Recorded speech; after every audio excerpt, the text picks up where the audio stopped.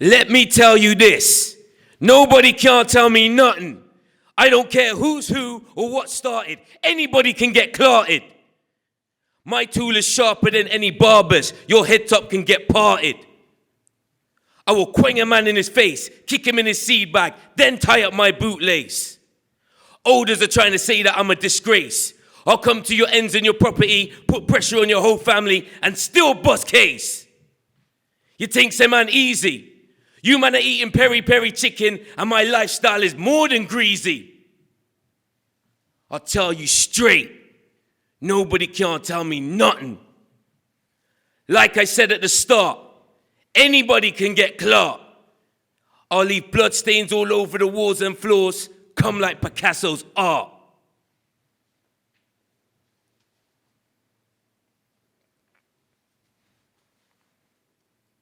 Tempers have finally cooled off, and the dust settles down. The rumors shortly begin. Now this bad man is the talk of the town, or so he would like to think. Processing. His thoughts still processing as he's being processed. He already told the other officers he's got nothing to say. Told them they can mess around with these tapes and recorders all they want. Guess what? He can sit there all day. No comment. No comment times 2, times 3, times 4, however many more.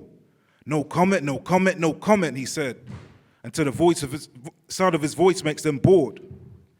Furthermore, this young man, he knows the law, as the only thing he does say and wants to know is at what point will his lawyer be called. See, there is still some sense left in that hard head of his. One day, he might just realize he is his own worst nemesis. But right now, this fire inside him, it still burns hot. You can't tell this man nothing. You might as well just stop. And that's when the interview stops. The door's open, but every other door in front of him is locked.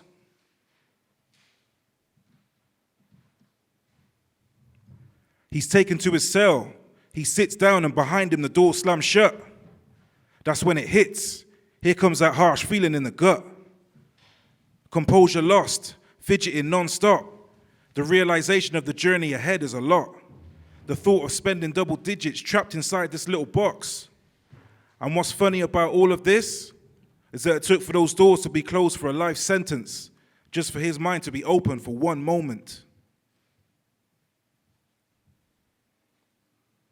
The scariest thing about this nightmare is knowing it's not a dream I'm about to wake up from anytime soon. Nah, this confinement is real, and silence doesn't rest here, neither does it dwell here. But with each day, although reluctantly, I'm having to learn to accept these walls as my new home. And though the drama of that tragic event may seem a lifetime ago, I see them as clear as day, as vividly as the light piercing through the gaps in my fingers as I shield my eyes from the morning rays. But though bright, all I see is darkness because I'm plagued by my demons. You see, in just one moment of madness, I ended his life. Now what his future held will always be a secret, a life of moments that could have been had I not responded with a reckless decision that ended with that fatal incision. Nobody can tell me nothing. 5 words which will always echo in my ears, as will the deadly silence of those seconds when time stood still and deep down, I knew that what I did wasn't worth it.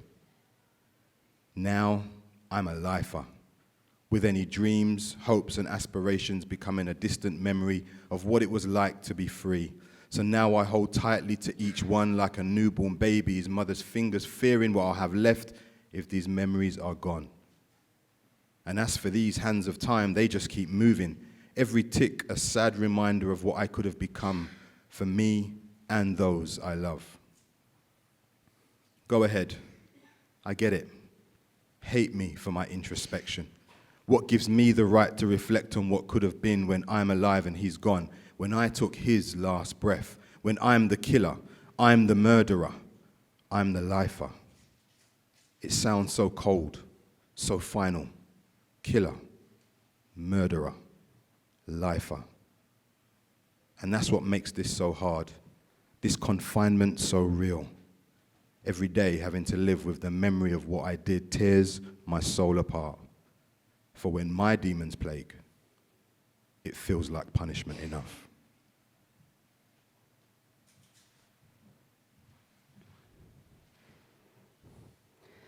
I hear your voice and my heart beats faster. Your strength is my strength and my feelings grow stronger. The spark from your seed embedded in me, I wish you could see. The blessing in life God has given to we. The first time seeing life on the screen, I'm having your baby, I wish you listened to me. Why did you lose focus? You took a knife to the streets? 'Cause your ego was strong when your mind was weak? What was on your mind? Did you think it was worth it? Now you're doing time for the sake of, I did it. Life is the funniest thing. We spent years working on forever for the end to be the new beginning. I long for tomorrow, for change to arise, the change that protects my existence with pride. Heart of a lion, but not against I told you your action speaks volumes. Now no comment is your favorite line. No comment when our baby cries. No comment when it's feeding time. No comment, he got his first tooth, wow. No comment, he's walking too now. Forgive me, please, I'm so angry right now. The truth is, it wasn't just one life you took that night. I get it, you thought you'd bust case, right? And lead a respected life. But I sigh in grief, bad man. Every day, no peace, bad man. I trusted in you. I couldn't tell you nothing.